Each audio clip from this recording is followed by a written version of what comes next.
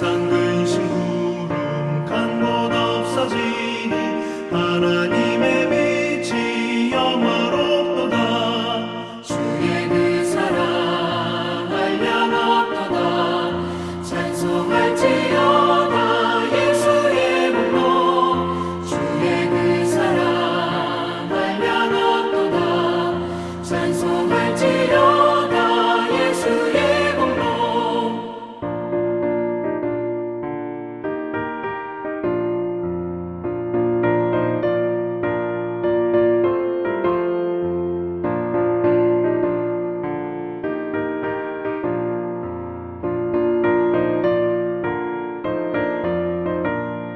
죄의 깊은 잠과 뜬 세상의 꿈을 어서 깨어나라 나의 친구여.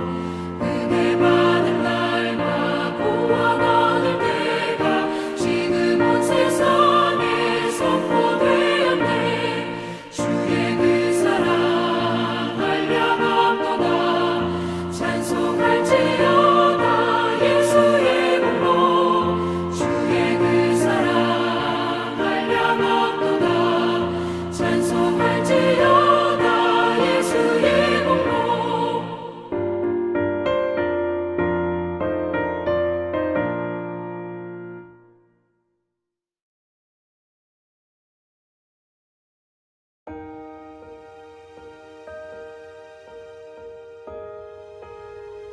그들이 이 말을 듣고 마음에 찔려 베드로와 다른 사도들에게 물어 이르되 형제들아 우리가 어찌할꼬 하거늘. 베드로가 이르되 너희가 회개하여 각각 예수 그리스도의 이름으로 세례를 받고 죄 사함을 받으라.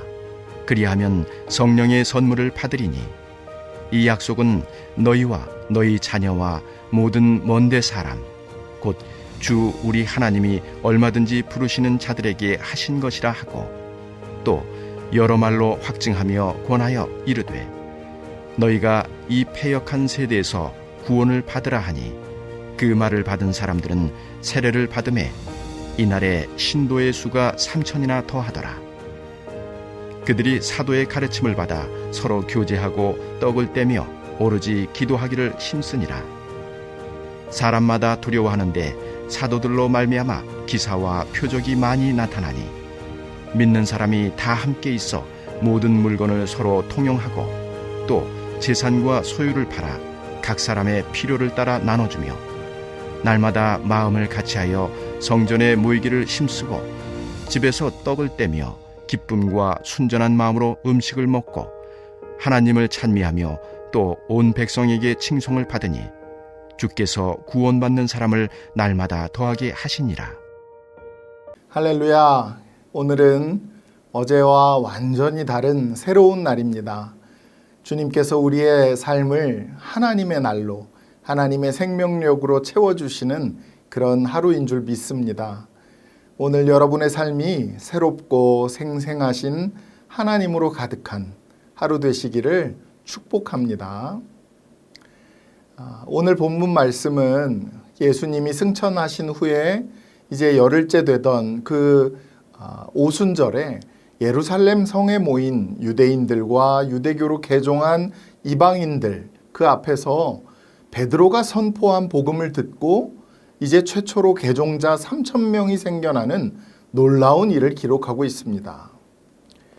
사람이 어떻게 그리스도인이 되는 것인가? 그리스도인이 되는 것은 어떻게 이루어지는가 하는 것을 우리에게 보여주고 있는 것이죠. 당시 믿지 않았던 유대인들과 유대교 신봉자 3,000명이 그리스도인이 되는 이 놀라운 사건 속에서 사람이 그리스도인이 된다는 것의 의미를 우리 같이 생각해 보기를 소원합니다.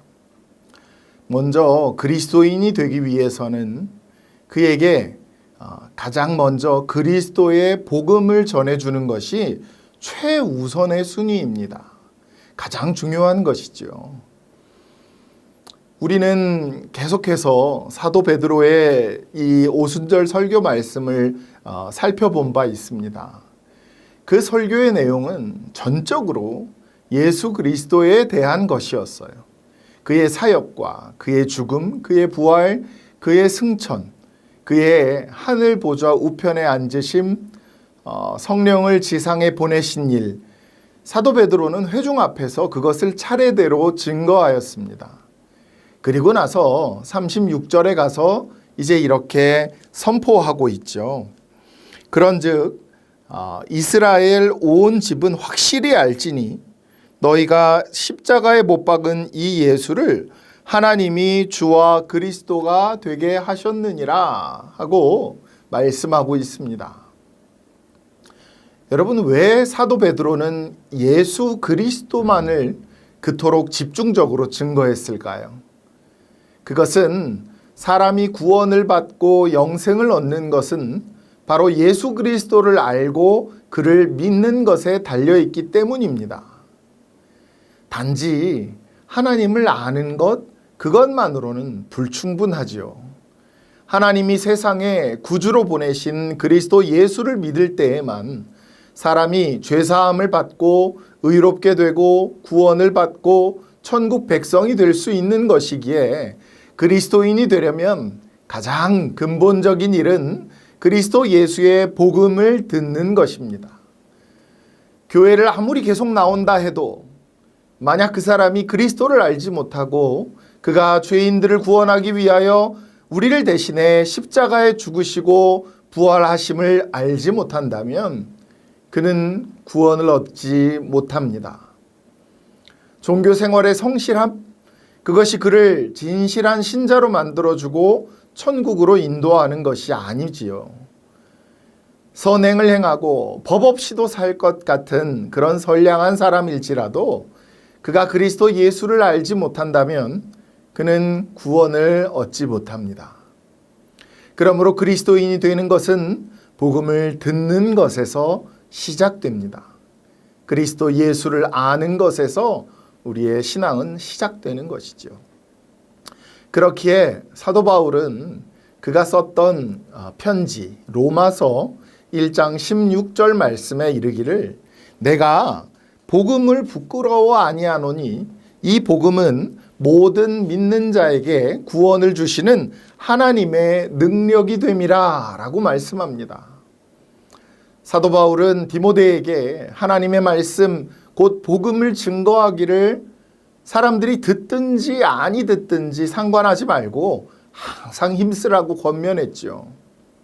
사람들은 점점 더 허단한 이야기를 좋아하고 복음 듣기를 싫어하겠지만 고난을 달갑게 받으면서 전도자의 직무를 끝까지 완수하라고 권면하였습니다.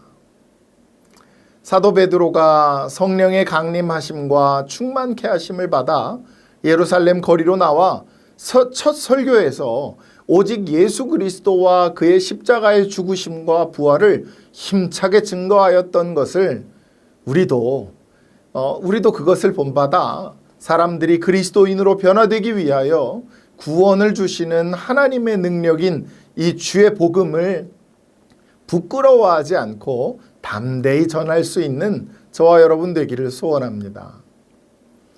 두 번째로 사람이 그리스도인이 되려면 그리스도 십자가 대속의 은혜가 자신에게 절대적으로 필요하다는 것을 깨닫는 역사가 일어나야 합니다. 사도 베드로의 설교는 3,000명의 그리스도인을 만드는 하나님의 사역의 귀한 도구로 쓰임 받았지요. 그를 통하여 증거된 그리스도의 복음의 말씀은 듣는 자들의 마음속에 아주 기이한 충격을 주었습니다. 37절 말씀인데요.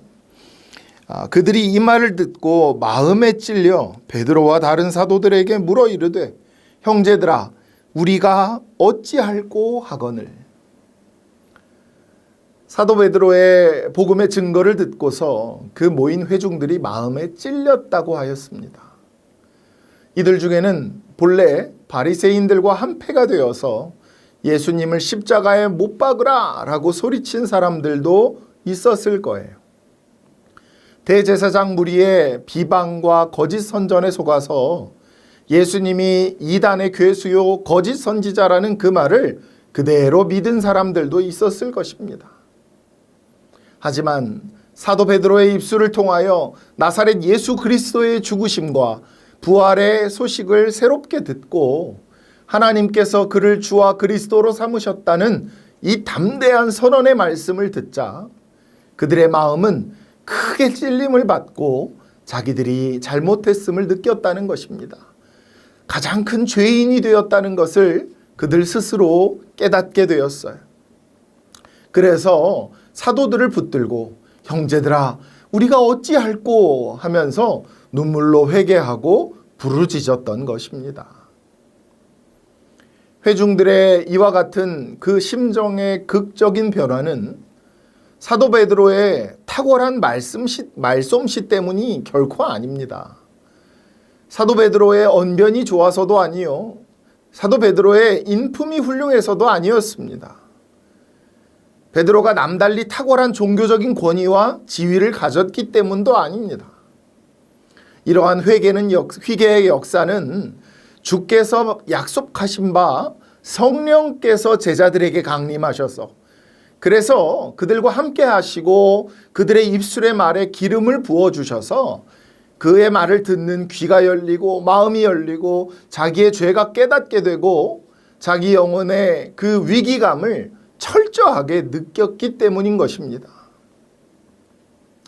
사람이 그리스도인이 된다는 것은 오직 주 예수 그리스도의 대속의 십자가 공로 외에는 자기가 구원받을 길이 없다는 것을 깨닫게 되는 것, 성령의 강권적인 역사하심만으로 이루어질 수 있다는 것을 항상 기억하시는 저와 여러분 되기를 주님의 이름으로 축원합니다. 마지막 세 번째로 그리스도인이 된다는 것은 외적인 신앙 고백이 뒤따릅니다. 38절로 41절까지 한번 우리 같이 읽어보겠는데요. 베드로가 이르되 너희가 회개하여 각각 예수 그리스도의 이름으로 세례를 받고 죄사함을 받으라. 그리하면 성령의 선물을 받으리니 이 약속은 너희와 너희 자녀와 모든 먼데 사람 곧 우리 우리 하나님이 얼마든지 부르시는 자들에게 하신 것이라 하고 또 여러 말로 확증하며 권하여 이르되 너희가 이 패역한 세대에서 구원을 받으라 하니 그 말을 받은 사람들은 세례를 받음에 이날의 신도수가 3,000이나 더하더라. 사도 베드로는 회개한 사람들에게 각각 예수 그리스도의 이름으로 세례를 받으라 라고 가르쳤습니다. 세례는 사람이 주 예수를 영접할 때 그 믿음을 외적으로 인치는 행위입니다. 믿는다는 증표일 뿐 그 자체가 구원의 조건은 아니지요. 하지만 주님과 사도들이 주 예수를 믿는 자들에게 주의 이름으로 세례를 받으라 라고 권한 이유는 세상 사람들 중에 섞여서 살지라도 자신을 공개적으로 예수님 믿는 자라고 시인하라는 의미였습니다. 예수님은 일찍이 마태복음 10장에서 우리에게 말씀하시기를 누구든지 사람 앞에서 나를 시인하면 나도 하늘에 계신 내 아버지 앞에서 그를 시인할 것이요 누구든지 사람 앞에서 나를 부인하면 나도 하늘에 계신 아버지 앞에서 그를 부인하리라 말씀하셨습니다. 세례를 받는 것은 그 세례받은 자가 이제 예수 그리스도 안에 속했다라고 하는 공개적인 고백인 것이지요. 그러므로 사람들 앞에서 세상 앞에서 자신의 신앙을 부끄럽게 여기지 아니하고 예수님을 믿고 그를 따르는 자라는 그 결단을 보여주는 것입니다. 그렇습니다. 그리스도인이 된다는 것은 이렇게 크게 세 가지 과정을 거치는 것이죠. 먼저는 복음을 전해 들음으로써 지적인 각성이 일어납니다. 복음을 듣는 것 없이 절대 예수 그리스도를 알지 못하게 되고 알지 못하는 사람은 구원을 얻을 수가 없죠. 그러므로 우리는 듣든지 못 듣든지 예수님을 전해야 합니다. 물론 그렇다고 복음을 듣는 자가 다 그리스도인이 되는 것도 아닙니다. 오직 성령의 강력한 역사하심으로 자기의 죄를 깊이 자각하고 예수 그리스도의 십자가의 죽음과 부활의 은혜, 그 복음이 자기에게 절대적으로 필요하다는 것을 깨닫고 매달리는 역사가 있어야 그리스도인이 될 수 있는 것이죠. 그리고 숨은 제자가 되면 안 됩니다. 담대하게 세상 사람들에게, 자기 가족에게 자기가 예수 믿는 자임을 시인하고 핍박을 받고도 조롱을 받고도 여전히 예수 그리스도께 속한 자임을 당당하게 증거하는 자가 되어야 할 줄 믿습니다. 이렇게 믿지 않는 사람이 그리스도인이 되는 것은 영적인 일이에요. 하나님의 주도적이고 크신 은혜의 개입 없이는 불가능한 일입니다. 그렇기에 이렇게 초대교회 예루살렘 교회에 하루에 3,000명, 하루에 세상에 5,000명이 돌아오는 역사가 일어난 것도 이 성령의 강권적인 역사로 일어난 것이죠. 우리 교회와 우리 각 사람을 통하여 성령님께서 계속 구원받기로 작정된 그 주의 백성들을 찾아서 그들을 지극히 복된 그리스도인으로 살게 하시는 하나님의 그 놀라운 위대한 일이 오늘 계속 되어지기를 주님의 이름으로 간절히 축원합니다. 우리 이 시간에는 주신 말씀을 의지해서 한번 합심으로 기도하겠습니다. 하나의 생명이 그리스도인으로 거듭나는 과정을 우리가 기억하며 우리가 마음으로 지금 품고 있는 태신자들, 그들이 이 구원의 길로 인도될 수 있도록 여러분 기도합시다. 생명 구원의 역사가 일어나고 성령 충만으로 인한 변화의 역사가 일어날 수 있기를 우리 간절히 소원하며 기도하시겠습니다.